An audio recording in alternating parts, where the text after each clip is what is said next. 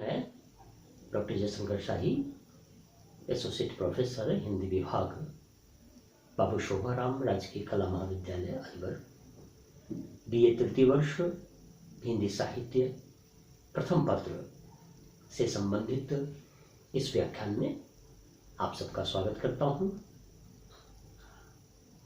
हम निरंतर महाप्राण सूर्यकांत त्रिपाठी निराला रचित दीर्घ कविता तुलसीदास का अनुशीलन कर रहे हैं और व्याख्यान की इसी श्रृंखला में आज तुलसीदास शीर्षक कविता के शेष रहे अवतरणों पर हम प्रकाश डालेंगे।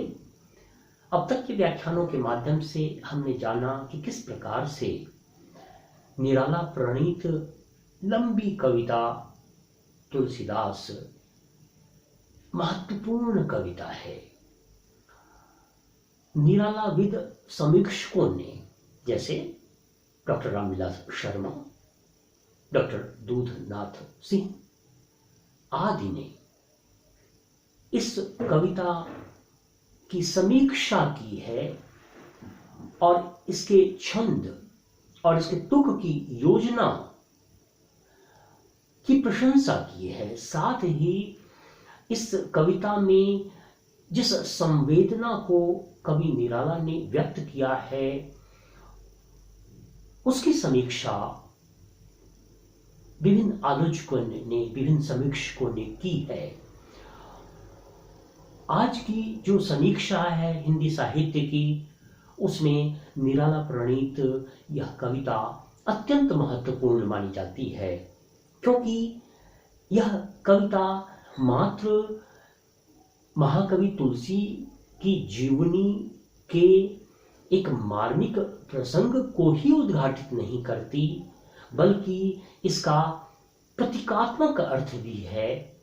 इसका सांस्कृतिक संदर्भों में भी अर्थ ध्वनित होता है। इसका ऐतिहासिक परिप्रेक्ष्य भी है और समय समय पर हम उन आयामों को उद्घाटित करते चलेंगे। अभी अगले अवतरण का हम वाचन करते हैं और फिर इसका विश्लेषण हम प्रस्तुत करेंगे। कुछ काल रहा जो स्तब्ध भवन, जो आंधी के उठने का क्षण।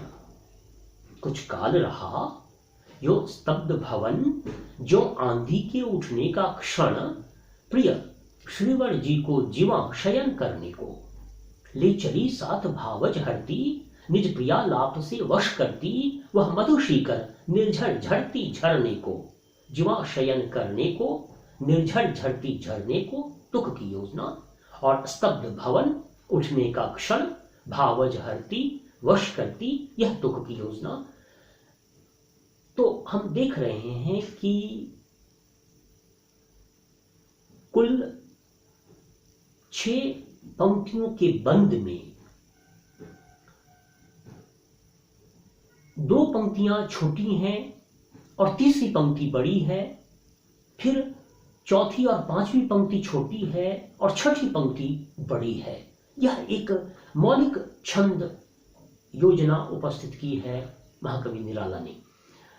भावार्थ देखते हैं। जैसा कि हमने जाना, इसका जो प्रसंग है कि तुलसी बिना बुलाए अपनी पत्नी रत्ना से मिलने अपने ससुराल पहुंचते हैं। वहां ससुराल का समाज अनायास आए हुए आगंतुक का यथोचित स्वागत सत्कार करता है, लेकिन रत्नावली की भाभी जब टिप्पणी करती हैं कि यह पहचान रतन की, तो उससे रत्ना कुपित हो जाती है। मन ही मन में क्षोभ उत्पन्न होता है, लेकिन अवसर ठीक न जानकर वह अपने कोप को, अपने क्रोध को शमित करती होती हैं। घटना का वर्णन है। और अब देखें कि जामाता जो ससुराल पहुंचे हैं और उनका यथोचित स्वागत सत्कार किया गया है ससुराल के समाज के द्वारा, गुरजन परिजन के द्वारा। अब निराला लिखते हैं, कुछ काल रहा यो स्तब्ध भवन, जो आंधी के उठने का क्षण भवन, ससुराल का भवन कुछ काल तक स्तब्ध रहा, अर्थात नीरव रहा। कोई ध्वनि नहीं हो रही थी, किसी प्रकार का कोलाहल नहीं हो रहा था, किसी प्रकार का संवाद नहीं हो रहा था। पूरा भवन कुछ काल स्तब्ध सा हो गया था और ऐसा प्रतीत हो रहा था कि जिस प्रकार से तूफान आना हो, आंधी के आने से पहले जिस प्रकार से सन्नाटा या सूनापन हो जाता है, चारों ओर खामोशी छा जाती है आंधी के आने से पहले, तूफान के आने से पहले, ठीक उसी प्रकार से तुलसी के ससुराल का वह भवन सन्नाटे में था। पूरे भवन में खामोशी थी, स्तब्धता थी, नीरवता थी और निराला आभासित कर रहे हैं, संकेतित कर रहे हैं कि अब कोई तूफान आने वाला है, अब कोई आंधी आने वाली है। तो पंक्ति देखिए, कुछ काल रहा जो स्तब्ध भवन, जो आंधी के उठने का क्षण। प्रिय शिरवर को जीवा शयन करने को, अब जो प्रिय जो जमाता हैं, दामाद हैं, श्रीवर हैं, उनको भोजन आदि करवाकर शयन करने के लिए उनके शयन कक्ष में ले जाती हुई भावज हैं, तुलसी की सलहज हैं, उनके साले की पत्नी हैं और मृदु आलाप कर रही हैं, मधुर भाषी हैं, मृदुभाषी हैं, मीठा मीठा संवाद कर रही हैं श्रीवर जी से अर्थात तुलसी से। तो कुछ काल रहा यो स्तब्ध भवन, जो आंधी के उठने का क्षण, प्रिय श्रीवर जी को जीवा शयन करने को। इस तरह की घटना और आगे कोई घटना घटित होने वाली हो, उसका पहले से आभास होना, पहले से संकेत होना। तो एक और तुलसी का मन राग से युक्त है, आसक्ति से युक्त है, अनुराग से युक्त है, प्रेम विह्वल हो रहा है और दूसरी ओर इस तरह की परिस्थिति बन रही है कि आंधी के उठने से पहले, जो तूफान के आने से पहले जो खामोशी और सन्नाटा होता है, उस तरह का परिवेश बना हुआ है। तो जब साहित्य में इस तरह का चित्रण होता है तो उसे आयरनी कहा जाता है। अंग्रेजी के महान नाटककार हुए शेक्सपियर, और शेक्सपियर ने अपने नाटकों में इस तरह के आयरनी का, इस तरह की परिस्थिति का, आगे जो होने वाली घटना है उसका पूर्वाभास प्रस्तुत किया है नाटककार शेक्सपियर ने। उनके कई नाटकों में आगे जो घटना घटित होने वाली है उसका पूर्वाभास दिया जाता है और इसे अंग्रेजी में ड्रामेटिक आयरनी कहा जाता है। तो यहां देखिए, ड्रामेटिक आयरनी का उदाहरण है निराला के द्वारा यहां चित्रित इस प्रसंग में।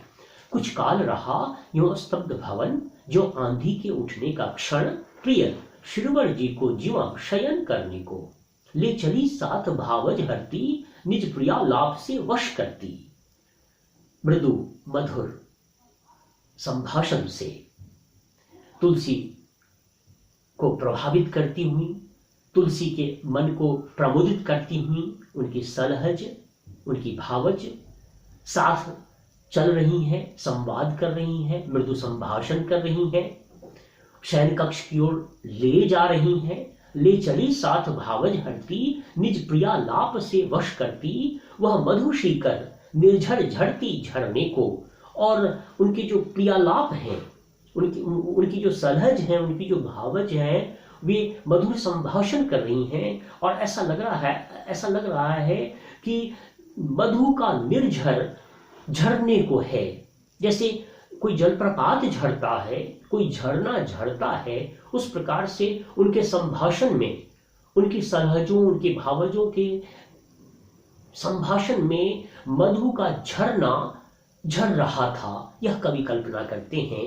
वह मधु शीकर निर्झर झरती झरने को चाक्षुष बिंब है, दृश्य बिंब है, जिसको अंग्रेजी में विजुअल इमेजरी कहा जाता है। साथ ही वह मधु शीकर निर्झर झरती झरने को रूप का अलंकार है, जिसे अंग्रेजी में मेटाफर कहा जाता है।